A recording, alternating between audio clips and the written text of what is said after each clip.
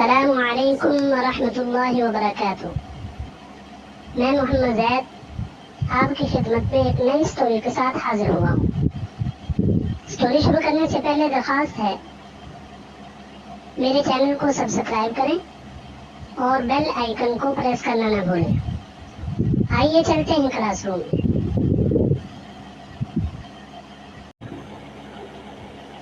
آج کی ہماری سٹوری کا عنوان ہے سانپ اور کسان۔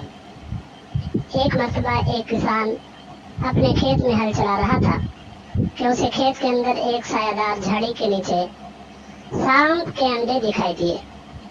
کسان نے ہل روک کر ایک درخت کے صاف پتے پر ان کو اٹھایا اور اس خیال سے کہ باہر ایک جھاڑی کے نیچے رکھ دیے جائیں تاکہ وہ کھیت میں ہل چلانے کی وجہ سے ضائع ہونے سے بچ جائیں۔ کسان سانپ کے انڈوں کو کھیت سے باہر ایک محفوظ جھاڑی کے نیچے رکھ کر دوبارہ اپنے کام میں لگ گیا۔ ابھی اسے ہل چلاتے ہوئے تھوڑی ہی دیر ہوئی تھی کہ سانپ بے تحاشا دوڑتا ہوا اس جھاڑی کے پاس آیا جہاں اس کے انڈے رکھے ہوئے تھے، مگر وہ جھاڑی تو ہل کی زد میں آنے کی وجہ سے اکھڑ چکی تھی۔ وہاں اب نہ جھاڑی تھی اور نہ انڈے۔ سانپ یہ منظر دیکھ کر غصے کی حالت میں اس درخت کی طرف بھاگا جہاں کسان کا پانی سے بھرا ہوا گڑھا رکھا ہوا تھا۔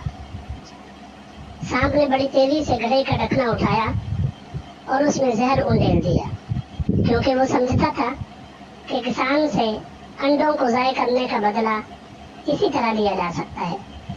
پھر غصے کی حالت میں سانپ کھیت کے چاروں طرف چکر لگانے لگا۔ کافی دیر چکر لگانے کے بعد اسے اپنے انڈے کھیت سے دور ایک محفوظ سایہ دار جھاڑی کے نیچے رکھے ہوئے دکھائی دیے۔ اس نے اپنے انڈوں کو قریب جا کر دیکھا تو وہ اس کے اپنے ہی انڈے تھے جن کو کسان نے ضائع ہونے سے بچانے کے لیے کھیت سے باہر جھاڑی کے نیچے رکھ دیا تھا۔ سانپ کو احساس ہوا کہ اس نے جلدی میں کسان سے بدلہ لینے کا جو طریقہ استعمال کیا ہے وہ غلط ہے۔ مجھے اتنی جلدی میں ایسا نہیں کرنا چاہیے تھا۔ یہ کسان تو میرا محسن ہے کہ اس نے میرے انڈوں کو ضائع ہونے سے بچا کر مجھ پر بڑا احسان کیا ہے، اس لیے اس کسان کو میرے زہر آلود یعنی زہر ملائے ہوئے پانی کے گڑھے سے پانی نہیں پینا چاہیے۔ اگر اس نے گڑھے کا زہر آلود پانی پی لیا تو وہ مر جائے گا اور یہ بہت بڑا ظلم ہوگا۔